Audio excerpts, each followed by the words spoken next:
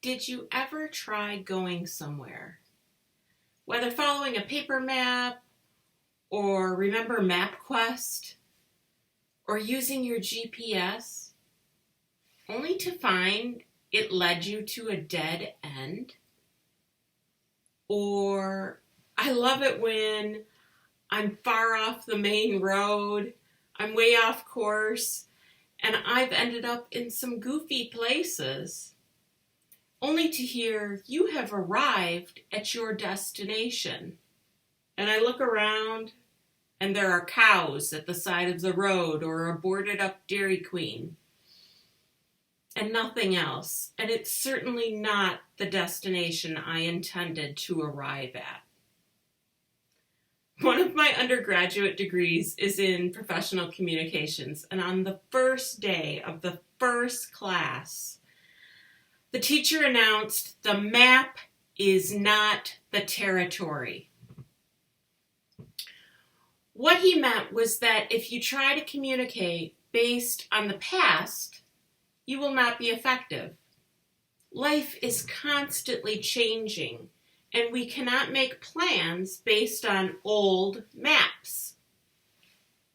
When this pandemic started, we were told to wash our hands. Wash them over and over, wash for 30 seconds. We all had songs we were singing, which we still should do.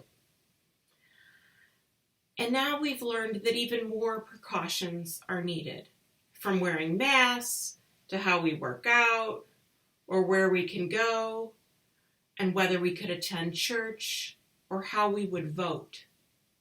Here in Wisconsin, we are seeing a spike in coronaviruses linking back to the voting day when a couple 100,000 people were forced to either skip voting or, like over 400,000 people did, show up in person and expose themselves to a virus. Even now, there is so much about this virus that we just don't know. Our scientists haven't had time to study. We are in uncharted terrain. Trying to keep up with the news is like trying to swim against the current of a rushing river. Recently, I was communicating by text with a beloved relative of mine. And we were texting and we were exchanging photos of our kids and we were talking about family recipes. We were lamenting all the things we're missing right now that we can't do during the pandemic. And I was sad about my seminary graduation being canceled and my ordination having to be postponed until who knows when. And he was frustrated to be laid off work and not being able to go fishing. And he is a serious fisherman. He goes fishing multiple times a week for decades. In fact, he had just started a charter fishing business that he can't really get off the ground now that we're in this pandemic.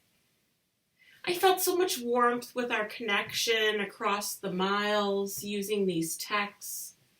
We were really commiserating on our respective stories. I wrote, "We are all experiencing sadness and grief that we can't do whatever we want. And this virus is silent and exposing people for so long before people know they have it or if they are carriers." And he replied, "I understand the rules, but some of these rules are overstepping our rights." And suddenly I realized that we were on whole different pages of our maps. Our perception of the world was completely different. We were trying to use different maps to draw our pictures of a territory pandemic has created. It got me thinking. The news is changing daily. And sometimes the same photo is used to say one thing, and then the next day it will be used again to say the opposite thing. It's like we are all driving all over the place but we're using different maps trying to arrive at the same destination.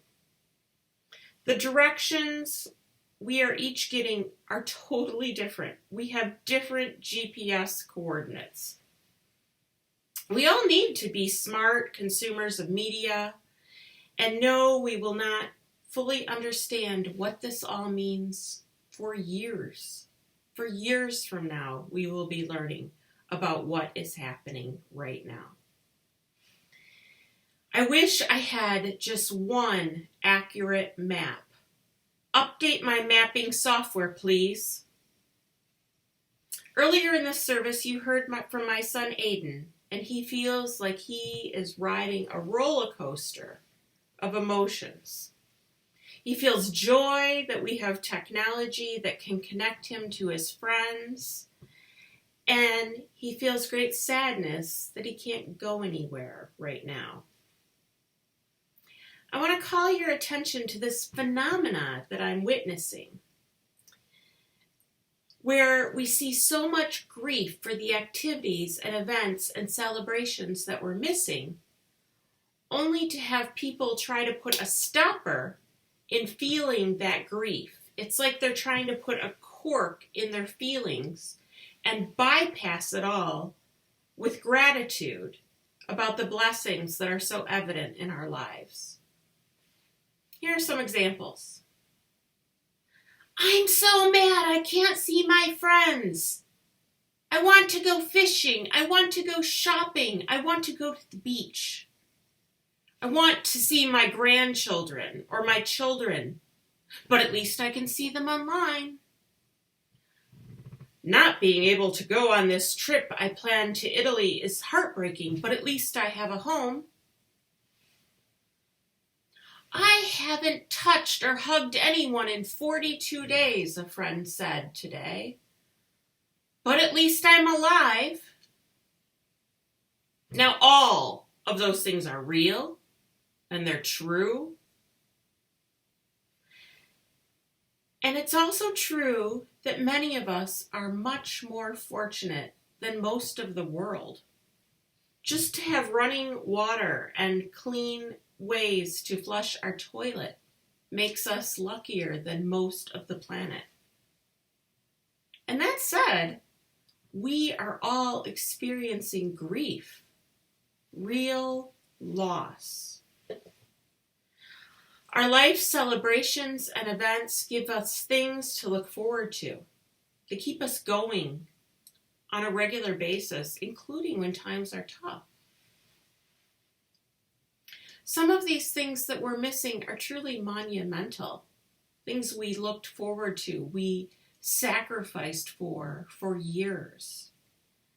And now our lives are existing between us and the screen. And there is a binary thinking that keeps us from feeling our feelings. So what, you might say? I need to focus on the positive so that I stay strong. That is how I go through life, grateful. Some of you wrote to me about that, and I appreciate all of those letters. In the map exercise I asked you to do, I reminded you not to shy away from the tough feelings, the hard feelings. One person responded, Denise, I love this notion of mapping my heart, but if I sat down long enough to give it justice, my heart might just break. It just might break. That's the truth. If we feel our feelings fully, we might break. When people say that, what they mean is they might be unable to go on functioning. The funny thing is, however, that's not how feelings work. I dare you. I came here today to dare you to do this pandemic different. Feel all the feelings. You have to actually feel the feelings in order to heal the feelings. And it is in that feeling the feelings that you can release the feels. Release all the difficult feels. You might not be used to that. Might be the last thing you feel like you have the privilege of doing. And that's real. There are a lot of people amongst us who are living with different economic realities, different emotional vulnerability, different levels of safety. Think about this though. What does it look like when someone doesn't release their feelings? I find it often looks like they are going to burst. They clench their teeth and they get angry. And they get angry at things they don't even actually care about because they're trying to keep themselves from feeling the thing they actually need to express. And the thing is, expressing what they need to express might not be half as scary if they just said what they needed and what they were feeling. Much like how it feels when we get to a dead end on the map and the GPS is wrong. We don't feel grateful that the map took us in the wrong direction. I feel frustrated. That's how I feel. I have to put the feelings on my map that I made in my exercise of mapping my heart in order to release them. When I go the wrong way, I find myself saying, well, at least I didn't get in an accident. True, but that doesn't make me happy that I was supposed to be somewhere an hour ago and now I'm late. Now I need to find a new route all on my own. This pandemic is going to lead to a lot of dead ends. Roads we never wanted to travel. In some faiths, we see a big emphasis on good versus evil, heaven and hell. And our faith calls us to see the world in terms of both and. They are not opposites. To see the rainbow of the full reality and spectrum of feelings. It's a lot more difficult. In process theology, we stop viewing the world in a binary lens, rather than life being dreadful or wonderful, evil or good, right or wrong. We look instead through the lens of both and, as opposed to either or. In this pandemic, we hold so much. We are overflowing with both and. And I want you to use your maps, the ones I asked you to make today. You still have time to paint all the spectrum of your feelings. All the spectrum. That roller coaster Aiden talked about of feelings and emotions. Express it. Pandemic brings us both unexpected joy and suffering. Real suffering beyond measure. We have both dolphins jumping in the canals in Venice, in clear water because motorboats are not speeding down the canals. And factory shutdowns mean burning far less factory emissions and fossil fuels going into the air. We're reducing greenhouse gases at unprecedented levels. And this is both wonderful for the environment, and it's dreadful if you lost your job during this time. It's real. It is real. Pandemic conditions both allow us time to call our friends on the phone and us longing to grasp the hand of a loved one. We are both confronted with too much idle time and finding time for puzzles, baking, and some of us are working more hours than ever trying to serve everyone during this pandemic. And we're feeling less joy. Most of us feel a lot less joy not being able to be physically in our community. One friend who did the map exercise told me, "My heart is on the peak of a powerful wave and a strong ocean current. The color and spray are beautiful, but also dangerous. I feel confident of survival," he told me, "but I ache because I am being assured that there is great loss happening around me. I am afraid and able, confident and crushed, exhausted and eager, grief-stricken and grateful, inspired and really impatient, kind, knotted, mad, melancholy, overloaded, way too open, restless, thankful, torn, vulnerable, vexed, worn, and wishful. The rainbow of feelings.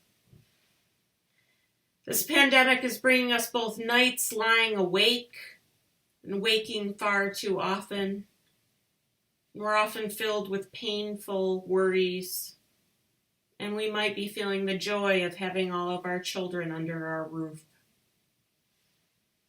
We are both wildly grateful for our nurses, our occupational therapists, our doctors and respiratory technicians, and we are rightfully frightful for their well-being and safety and a system that is betraying them, telling them they no longer have the equipment they need to follow the protocols that have been drilled into them from their first day of medical school.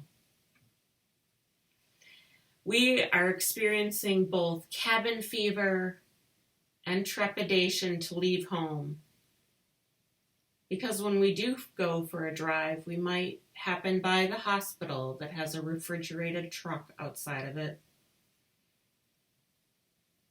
And we know our beaches and some of our parks are closed. Depending on where we are, more might be closed than others, and in some states people took advantage and now more rules had to be put in place in order to keep all of us safe.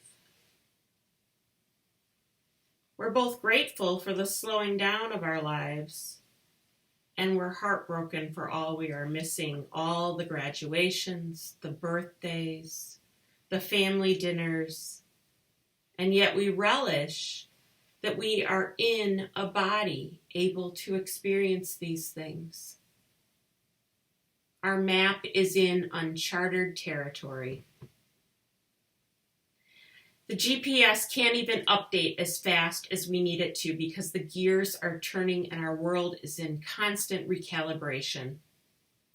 Those of us with children are both trying to make their online homework experience educational and hoping to goodness that we doled out the right amount of screen time to keep them quiet while we're on our Zoom calls.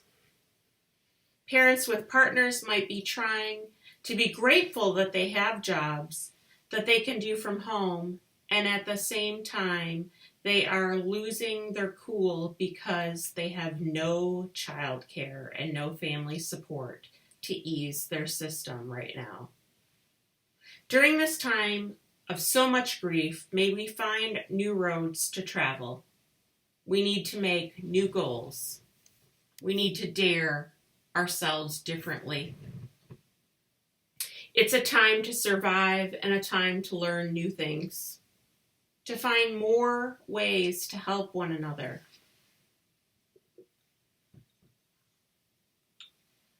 May we be kind to our souls. When productivity is not possible, When we feel stuck in fear and cannot move, may we call a friend. When thoughts of drinking too much alcohol or consuming too much ice cream, and oh, is that a bag of chips I forgot about, diminish our willpower. May we sanitize our credit card rather than using it to buy that really cool thing that we saw advertised on the internet. May we use it instead to buy dinner for one of those families so that they can avoid cooking tonight and maybe take better care of their kids. We're all doing the best we can right now. Maybe we can use our resources to pool to make someone's car payment or to pay someone's rent. May we both honor this grief and massive loss, both love ourselves and be gentle with our souls. May we help one another even if that help is leaving cookies on someone's porch. You have to actually feel the feelings, my friends. Feel them to heal them. And it is in that feeling that we can then release them. May we all hold the real feelings and express them in journals, on our maps, and in our hobbies. May our spiritual practices bloom. May we reach out into our community, this community right here. And may we feel that love that is greater than all of us, holding us all. For this is a time where we are holding both more than we can stand and more than we ever imagined. I pray with you all. Amen.